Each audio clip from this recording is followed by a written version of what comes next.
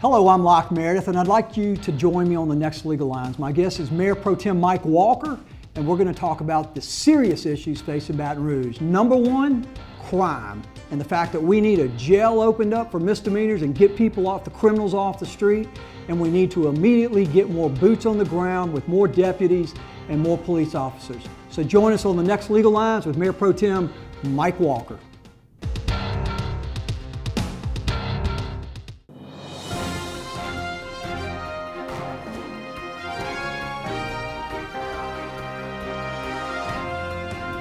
Hello, I'm Locke Meredith, and I'd like to thank you on behalf of myself, Sean Fagan, and Corey Ogeron, and our entire staff for letting us come into your homes for the last 10 years via Legal Lines. We hope that you've come to a greater understanding of how the law works and how the government works for you. So from all of us, thank you.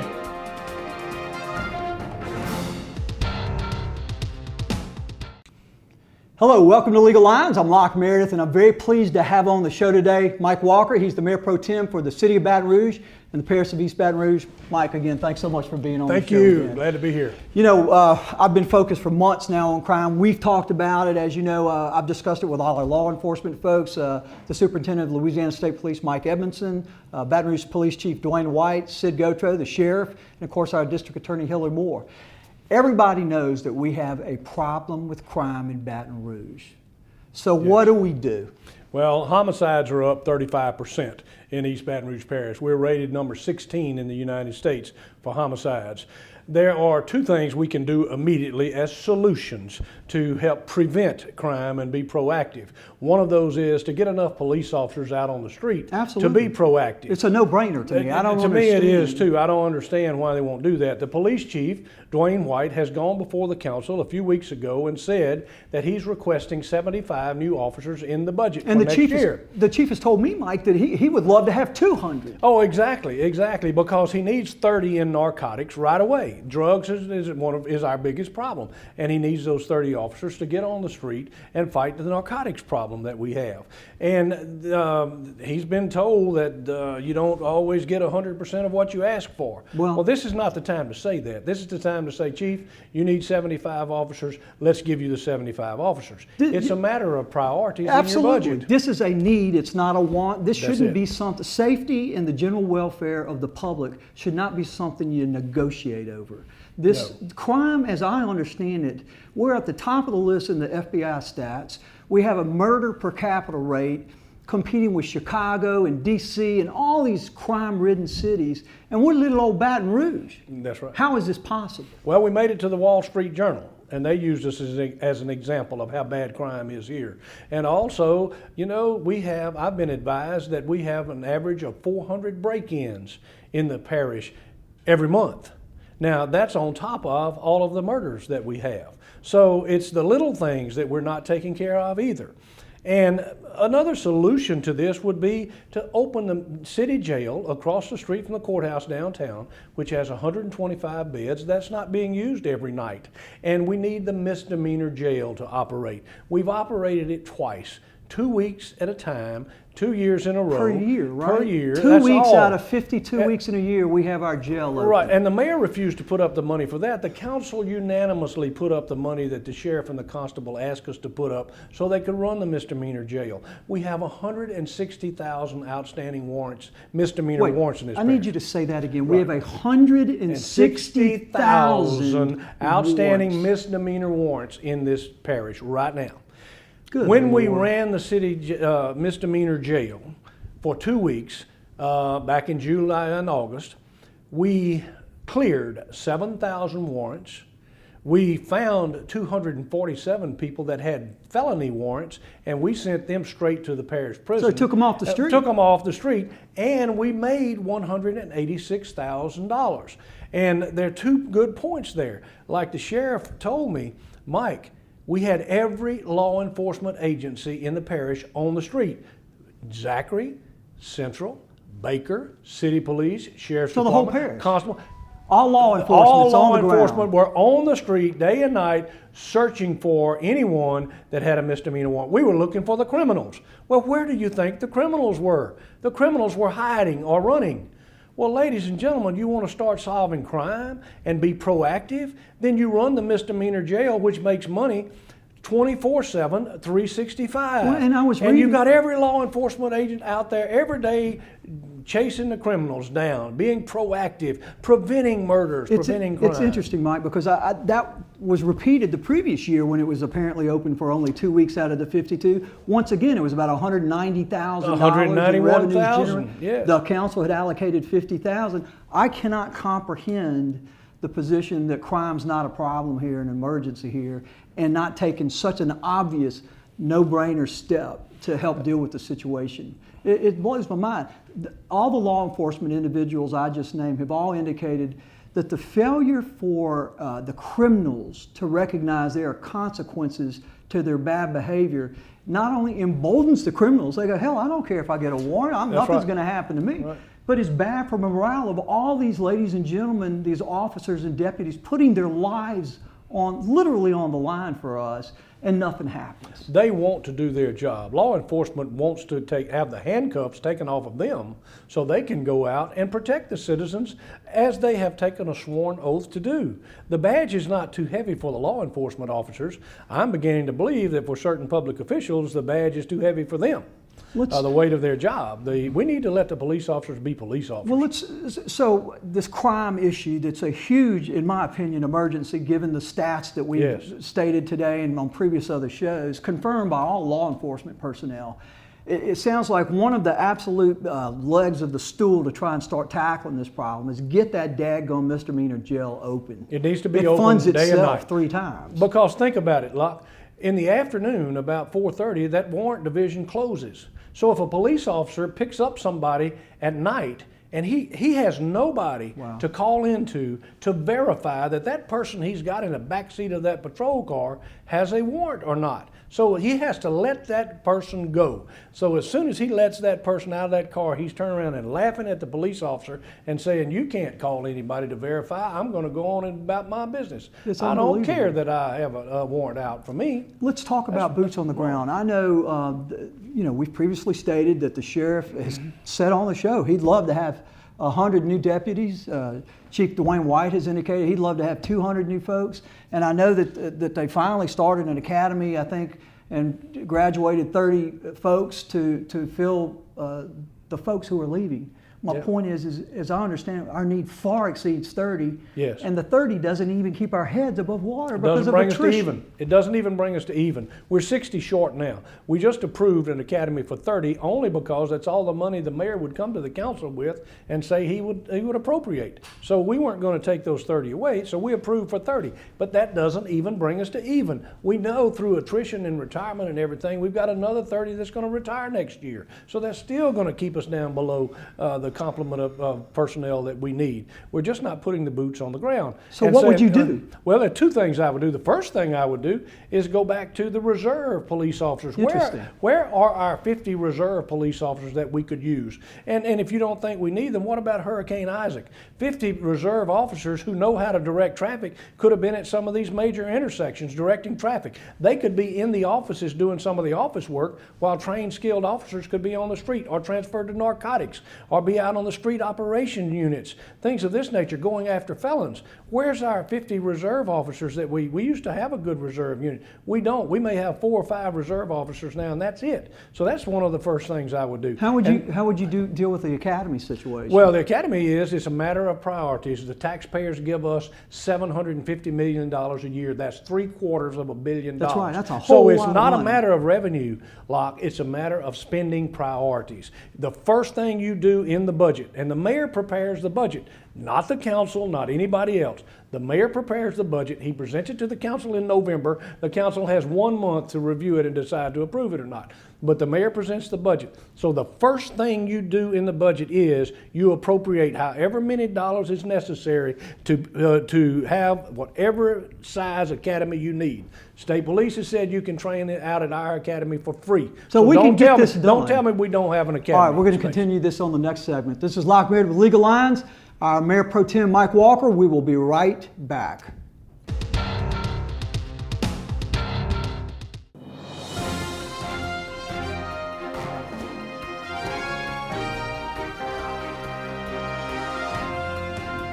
Hello, I'm Locke Meredith, and I'd like to thank you on behalf of myself, Sean Fagan, and Corey Ogeron, and our entire staff for letting us come into your homes for the last 10 years via Legal Lines. We hope that you've come to a greater understanding of how the law works and how the government works for you.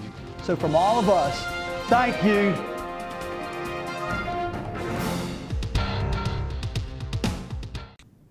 Welcome back to Legal Lines. I'm Locke Meredith, and frankly, we're addressing the key issues facing this mayor's race. Number one issue is crime. We have on the show Mayor Pro Tem Mike Walker. Again, Mike, thanks for being on the show. Thank you. Why does the mayor not tackle crime the way you've proposed? Why does the mayor think that crime's not a problem in an emergency right now? I do not understand it. I don't either, and he keeps being quoted, and he keeps saying that we do not have a crime problem, or we do not have a crime emergency.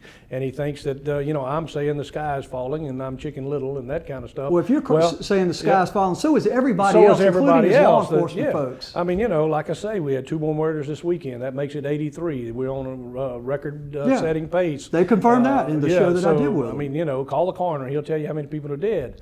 But he says that we don't have the money to run a misdemeanor jail, which would put every law enforcement agent in the parish on the street day and night going after anybody that had an outstanding misdemeanor warrant. Well, that is absolutely not true. What he has failed to do is allow us to continue to operate the city jail as a misdemeanor jail. Is it almost when like we're a making money? Well, not giving him what he wants we or haven't something? figured it out, and he won't communicate with us any further. He just makes the statement. Mike, that have you it's too much tried to money. meet with him and say, Mayor, let's figure out how to make this work? All the council has. I think the public knows. They've seen where the mayor's administrators refuse to talk to the council in a council meeting, refuse to answer questions. When the administration won't communicate with the council, which means they won't communicate with the public, then you can't solve any problems. That's terrible leadership. Leadership has to change when you're like that. Are you running into folks that say, hey, you're the mayor pro tem, why can't you get this done? Do you have the power to get this done? No, people need to understand the plan of government. The person that has the power and the authority to make these decisions and tell people what to do is the mayor president. That's the way our plan of government is written. The council does not have that authority or power. Unfortunately, we wish we did. There's only a few things the council can do come budget time, and that's not really much because we can only change budgetary items from one line item to the other on certain things. Certain things we cannot change. But the mayor president, under our plan of government, has a lot of power, a lot of authority. He can look at his department heads, whom he appoints, and he could say, hey, this is what we're going to do.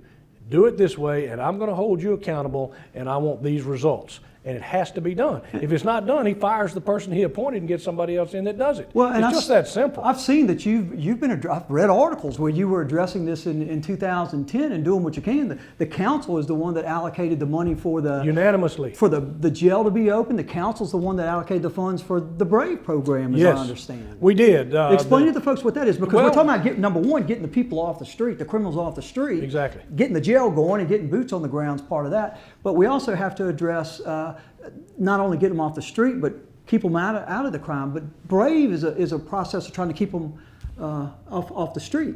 Yes, it is, and it's a very good program. And the mayor wanted to take $200,000 and send it to Washington, D.C. to hire Washington lobbyists. For what? We don't know, and we don't even know those people. I mean, don't we have a Washington lobbyist in our congressmen, congresspeople, and our senators, United States senators? Absolutely. All you have to do is pick up the phone and call them or write them a letter or get them involved and tell them what you need in East Baton Rouge Parish. I mean, I know that works because I did that. The council unanimously, I put the item on the agenda to put $150,000 of that $200,000 into the starting up of the BRAVE program. The council unanimously approved that. So they started the BRAVE program with that $150,000. Then they applied for the $1.5 million grant. Right. So the mayor still came back and wanted the $200,000 for the lobbyists. We said no. I said, I don't need lobbyists. I know the phone number of the United States congressmen, United States senators, and I have their mailing address. I did pick up the phone. I called them. I sent them a letter. The next thing I know, I get an email back, response from all of them, from Mary Landrieu, from David Vitter, from Bill Cassidy. And then I get an email back from David Vitter, United States Senator David Vitter. He said, Mike, we have gone to the Justice Department. You now have your grant. Excellent. So all I did was just send that out to everybody and say, ladies and gentlemen, now that we have corresponded with our United States senators and congressmen, they have acquired our grant for us. That's the way the system's supposed to work. Be done. Exactly. So why do I need $200,000 for some Washington lobbyist when I've got people that the taxpayers are paying a salary to to be up there in Washington, D.C. helping us out down here. Let's talk about addressing the juvenile element of this, because Hiller's very passionate about, as we all are, about trying to save kids from entering into crime as really their only chance of, I guess, being able to provide for themselves. Yes. How do we deal with this? Well, one of the greatest things that has happened is we've just opened a brand new truancy center, and a lot of people deserve credit for that because it is where we can now start doing things with young people that are not going to school every day like they should be, and the law goes after the parents. There needs to be some parent responsibility, so they're accountable. So now you can go after them and you can get children in school where they need to be, because think about it, if they're not in school, they're on the street and they become prey to the gang leaders. Right. They become prey to the drug leaders. They go out and get these children and they grab them while they're riding their bicycle in the street, give them a $100 bill and say, go deliver these drugs to, 2 blocks away, and if you don't, then I'm going to shoot you or something. So they prey on the kids. And if they were in school and the parents were taking the responsibility they should be taking, or if we picked them up and took them to a truancy center where they could help them, it would prevent so many of these young people to go into a life of crime, and they would be able to be productive members of our society. Because the bottom line is, and we all know this, that without an education, they've got no hope. They've got no chance of really succeeding in this world, in this America that we have. You have to have an education. That's it. And you can't, another thing you can't do that I want to bring up, the mayor's saying that poverty is the cause of all of this, and fighting poverty is what he's going to do to solve these problems. Well, I hate to say this, but 98% of the people that are in poverty are good people, hardworking people. And you know what they do? They go to church, they call the police, and they expect protection. In fact, part of Brave's program is creating those relationships with the community, so they're the eyes and the ears and the voice. That's it. So if you don't start protecting these people, they're tired of sleeping on the floor at night when bullets are coming through their rooms. They're hostages in their own homes. They're hostages. They're tired of being on the inside of their homes, looking out through burglar bars at the criminals standing in their front yards. And if it all goes back to putting boots on the ground. It goes back to going after the criminals. We need to have Operation Suitcase here, where we make East Baton Rouge Parish so bad for criminals to be here, they want to pack their suitcases and leave. And we're not doing that. We're not doing that at all. Let's talk about the fact that it costs money, and you've talked about this is a need, it's not a want. Safety of the general public is absolutely necessary. Crime's got to go down. And I know that the mayor had brought forth with the first 2 times of Metro Council's approval a big giant bond issue, between 750 and almost a right. We put that on the ballot. We agreed to put that on the ballot for the people to vote on. It was a single package. Yes. And it included live. The third time that he wanted to bring it up, it didn't go in front of the people because why? Well, I was quoted in the newspaper after the first one got hammered by the people and saying, look, I'm not blind and I'm not deaf. I see the results and I hear what the people are saying. All of us council members knew that the people didn't want to hear that. They wanted us to use the monies that are within our budget. For instance, he had $100 million in there for buildings for the sheriff and for the city police. Well, the sheriff has proven to us he didn't need that. He went to the airport, found a DOTD building, and he is in that building now for about $176,000 a year. In fact, he told me that on the last show. Exactly, and so now we need to be doing the same thing. So instead of $100 million, so we didn't need that $100 million to go out to the taxpayers and ask them to be taxed. Fantastic. We'll continue this on the next segment. This is Locke Meredith with Mayor Pro Tem Mike Walker. We're talking about crime, and we'll be right back.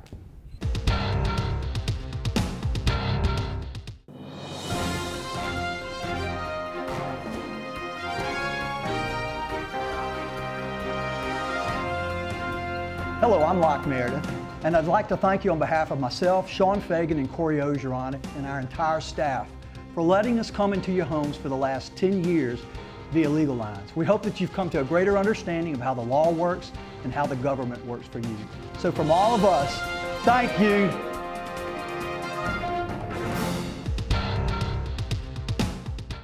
Welcome back to Legal Lines. I'm Locke Meredith. We're talking about crime today with the Mayor Pro Tem, Mike Walker. Mike, let's dive right back into it. We are in some of the worst economic times in the history of this nation, and nobody can afford more taxes. From what I'm hearing, you're not saying that we need to be taxed anymore, right? No, we get $750 million a year. We need to live within our budget first. Mike, something that just blew my mind is when the chief told me that when the bonds were being proposed, and as you point out, $100 million going to build a building that we could get for less than $200,000, but also that not a penny of that bond money, not a penny of that $901 million was going to put a single extra boot on the ground to protect us from criminals. Nothing no prevention, nothing proactive. It was all for buildings. I do not understand this. Discuss with me GOSEP. Yes. You know, because we're talking about taxes and the fact that we have enough money. It just needs to be researched and allocated properly to needs, not wants. GOSEP just blows my mind too. It does too. He spent a whole year fighting to allow the sheriff to sign his name on a document. When you say he was fighting, who are we talking about? The mayor just absolutely, Mayor Kip Holden absolutely refused to allow Sheriff Sid Gotro to sign on a dotted line that would have given all law enforcement agencies within this parish $4.2 million to divide among themselves what they needed. So we had the federal government allocating via our state government $4.2 million. Yes. And how long did it take us to finally get the money? Well, once the GOSEP, the State Office of Emergency Preparedness, stepped in and said enough of this is enough, they turned it over to, of all things, the sheriff. And Sheriff Sid Gotro? Sheriff Sid Gotro said, Sheriff, you are now in charge, and the Ascension Parish Office of Emergency Preparedness. So the sheriff called a meeting of all law enforcement agencies in this parish, and in with a matter of 2 weeks, they dispersed that $4.2 million according to what the law enforcement agencies said was needed the most. And 2 weeks, when the Mayor Holden was fighting him for a year, Sheriff Gotro solved it in 2 weeks. Mike, why was the mayor fighting that? Do we know? No one knows. You tried to ask? The only thing, yeah, everybody did. Everybody talked to him about it. Members of the public, business, everybody talked to him about it. And he was just stubborn and wasn't going to do it because he thought he should be the only one to do it, and he wanted continued control of the mayor's. It's called the Mayor's Office of Emergency Preparedness. So they just picked another mayor. So they just picked another mayor and a sheriff to handle it. So, which is that's unacceptable. Let's talk about the other issues that are important to you right now. What do you see as the big vision? If you're elected the mayor of Baton Rouge, what is your vision for us? Well, we obviously have to, it's like having a house. You've got to put the fire out before you can continue to work on the foundation if you're trying to build a house. So we've got to put the fire out relative Which is to crime. crime. Which is crime. Okay. So we have to do the things that we can do, solutions immediately. Do that right now. That has to be done. And then we have to address the unemployment here also. People think that we're doing so great, but we only added 2,400 jobs last year. That's only a 1% increase in additional jobs. The city of Baton Rouge has a 9.2 unemployment rate. Good gosh. Now that affects everything. Yes, and that's higher than the state average, higher than the national average. So we're not doing nearly as well in adding new jobs as everybody might. So what would you do? Well, you got to solve the crime problem first, because so many businesses are not wanting to come here or are moving out. There are a lot of, we may get a business in, but you also have several that are moving out because they're tired of being robbed. So you've got to stop that crime problem. It affects everything. Then you've got to address education. We've got 66% or 2/3 of our schools that are getting a grade of D or F. And we've got, a dozen schools on the academically unacceptable list. Good gosh. So we've got to sit down with the school board, and we've got to work harder with them to try to solve this problem. Hopefully the charter schools can provide some relief. Charter schools, the new school district in southeast Baton Rouge, you got to allow. And you support that? I do, because you have to allow those people to get a better education for their children if that's what they desire, that's what they're willing to pay for. But at the same time, you can't turn your back on the children that are in the public school. I don't think anybody wants to. wants But you have to change the way you do that. You have to look at a lot of cities throughout the United States that have gone to a reformed school district, such as Washington, D.C. You have to do things differently, and that may not be the best one, but that's something to look at. We've got to get out of the box here. We can't keep doing the same thing we've been doing. It's just like fighting crime. So if you don't address crime, if you don't address the educational system, then you're not going to have good employment. And we've got to quit looking at sugar high jobs. In other words, temporary jobs. The Bowling Congress is great, and the Bayou Country Superfest, that's a nice thing. But the jobs that go with that while they're here, the short period of time they're here, they're just like sugar highs. Right. We've got the greatest thing still here, and always will be here, hopefully, is the oil, gas, and petrochemical industries. Thank God for that. Those are great jobs that are permanent jobs. Those are bread and butter jobs. We can never turn our back on that. We have to continue to try to build those jobs. Not sugar highs. We want bread and butter. So if you do all of those type things, and your city grows, and it grows the way it should. And it's, you know, we will never be America's next great city until we become America's next safe city. And that's just a fact. It makes sense. What about the infrastructure issues that we have? Do you see the need for focusing on that in any degree? I do, I really do. And of course what we're doing now with a lot of the construction is we're increasing capacity, but we're not decreasing volume.